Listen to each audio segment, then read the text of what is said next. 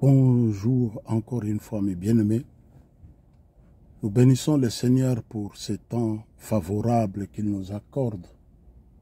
Encore à cet instant, aujourd'hui jeudi, qu'il nous accorde encore sa grâce de parler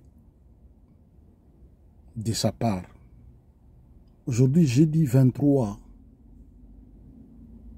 c'est un grand jour. D'abord pour nous, dans ma famille, parce que c'est l'anniversaire de notre grande fille, Renade, que je libère la grâce de Dieu dans ta vie. Que Dieu te bénisse abondamment. Joyeux anniversaire.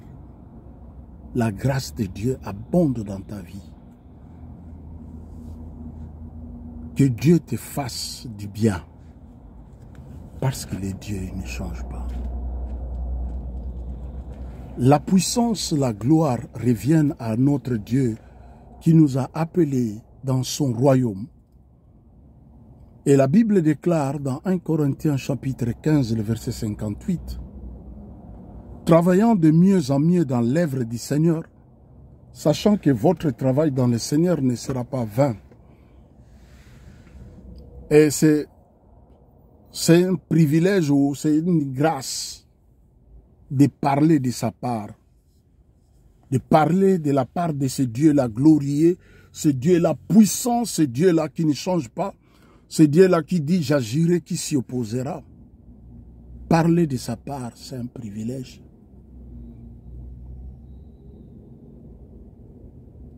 Avant de commencer cette petite exhortation, en tant que citoyen, avant d'être serviteur de Dieu, je suis citoyen, je condamne les actes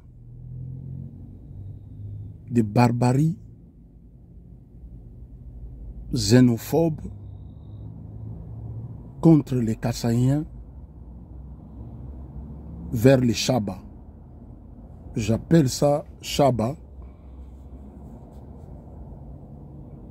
parce que nous, c'est comme ça qu'on avait appris à l'école, au Katanga aujourd'hui. Je condamne cela. Je condamne tous ces actes de barbarie parce que le Congo, c'est pour les Congolais et tout Congolais a droit d'aller s'installer là où il lui semble bon. Il a droit. S'il y a des Chinois, des Indiens, des Pakistanais qui quittent de lointains, ils viennent là-bas, ils s'imposent. À combien plus forte raison, les Congolais de Kasaï, ils ont droit de se déplacer pour aller vivre partout où il semble bon. Parce que c'est leur pays. Je bénis le Seigneur pour sa grâce, comme je disais tantôt. Avant d'être serviteur, prédicateur de l'évangile, je suis citoyen. Voilà pourquoi je tenais à exprimer mon ras-le-bol de ce qui se passe là-bas. Je condamne fermement tous ces actes-là.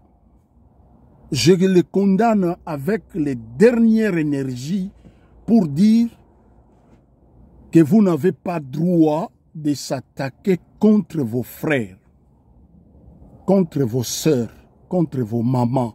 Vous n'avez pas droit de faire ce que vous faites. Je bénis le Seigneur pour ce temps merveilleux qu'il nous donne. Avant de commencer à parler de sa part, j'aimerais prier le Seigneur pour sa grâce. Encore il nous a fait la grâce en ces jours de parler de sa part. On va prier le Seigneur pour sa grâce. Tendre Père, nous te sommes reconnaissants cet après-midi. La louange et la gloire te reviennent. Qui suis-je pour parler de ta part? Mais la Bible déclare, c'est poussé par l'Esprit, les hommes ont parlé de ta part. Où est ma bouche maintenant, mon esprit? Tout mon être, Yahweh, dispose-le pour ta gloire. Je bénis les hommes et les femmes qui vont écouter ta parole. Laisse que ce qui sortira de ma bouche soit ainsi dit l'Éternel. Au travers de ma bouche, bénis ton peuple. Fortifie ton peuple, vivifie ton peuple. Ceux qui pleurent à cet instant, essuie leurs larmes pour ta gloire. Au nom de Jésus, nous t'avons ainsi prié. Amen. Amen, amen, amen, amen, amen. La louange revienne à notre Dieu. Sans plus tarder, nous allons entrer dans notre vif du sujet de cet après-midi, de ce soir. Je suis dans le livre des Hébreux, chapitre 1er. Ce n'est pas ça notre texte de base, mais j'aime lire la parole de Dieu parce que la Bible s'explique en elle-même. J'aime lire beaucoup de versets de la parole de Dieu pour comprendre quelle est la pensée de Dieu, qu'est-ce que Dieu veut de nous, qu'est-ce que Dieu veut que nous puissions faire ou qu'est-ce que Dieu veut pour nous. Alors je suis dans le chapitre 1er, le verset 1er. La Bible dit ceci. Après avoir autrefois, à plusieurs reprises et de plusieurs manières parlé à nos pères par les prophètes. L'auteur ici parle. Il constate quelque chose. Il dit après avoir, c'est Dieu, après avoir parlé à nos pères à plusieurs reprises et à plusieurs manières, parlé à nos pères par les prophètes. Alors il dit ceci, verset 2. Dieu dans les derniers temps. Nous sommes dans les derniers temps.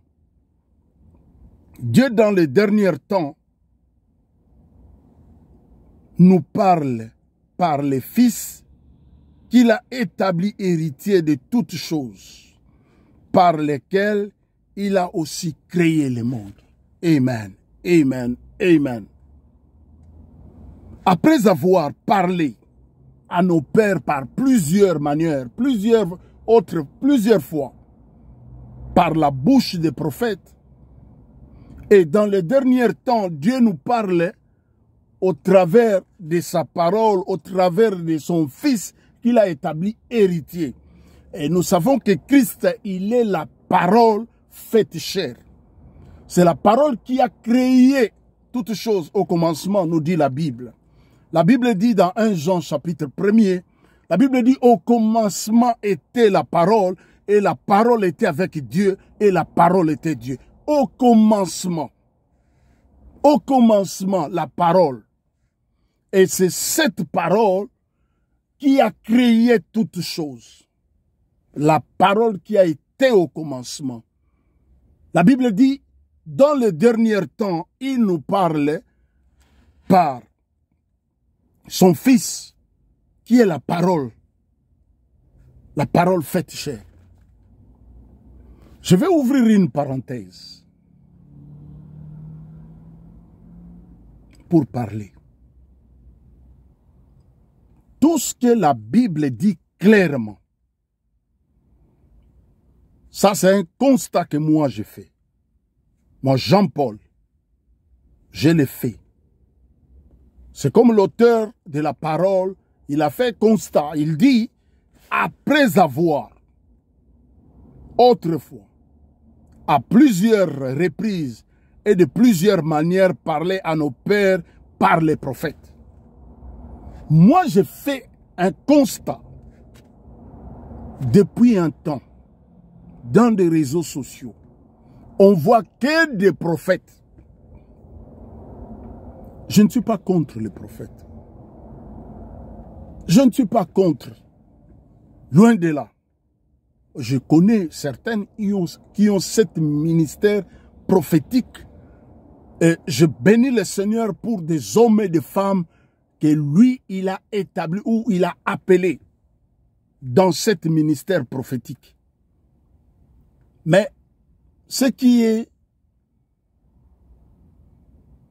agaçant, ce qui me fait très mal, la façon dont la prolifération des prophètes dans des réseaux sociaux.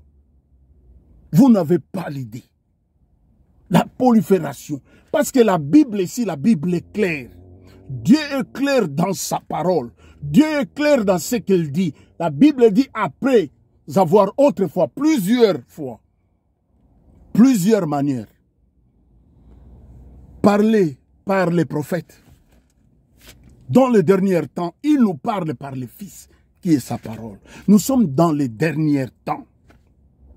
Et curieusement, tout ce que la Bible dit clairement, nous les Africains noirs, on fait toujours le contraire. La Bible dit, Dieu dans les derniers jours, il nous parle par le Fils, qui est sa parole. On ne veut pas, on n'a pas le temps. On veut que quelqu'un puisse nous parler de la part du Seigneur. Mais la Bible dit, dans les derniers temps, il nous parle au travers de son Fils qui est sa parole. Nous voulons écouter. Il dit, avec la femme à l'appui de Jacob, la femme dit, nos pères ont adoré sur cette montagne. Quand tu nous dis à Jérusalem, lui il voulait recadrer ou rectifier ou expliquer la femme quel temps qu'ils étaient. Alors il dit à la femme ceci. C'est Christ qui parle. Pendant que ses disciples sont allés chercher à manger, il dit à la femme, l'heure vient où cette terre-là est déjà venue. Maintenant, pendant que je parle avec toi, je suis l'accomplissement de cette terre-là. Il dit, ça ne sera ni sur cette montagne que nous sommes, ni à Jérusalem, parce que Jérusalem, pour le peuple, pour les enfants d'Israël, je ne dis pas pour les Congolais, je ne dis pas pour les Camerounais, je ne dis pas pour le Congo de Brazza, je ne dis pas pour les Angolais, je dis pour Israël. Les lieux que Dieu avait établis pour invoquer son nom, c'était à Jérusalem. Dieu avait établi un lieu pour invoquer son nom. On n'invoquait pas le nom de Yahweh partout. Non. Dans la loi, on invoquait le nom de l'éternel Yahweh en Israël, là où il y avait les temples. Il dit pas sur cette montagne. Les Congolais quittent l'Europe. Les Congolais quittent les États-Unis. Les Congolais quittent l'Australie. Ils vont à Mangengenge pour aller prier Dieu. Mais il avait dit à la femme, il dit ça ne sera pas sur cette montagne. Là où nous sommes, ça ne sera pas sur cette montagne. Ni à Jérusalem.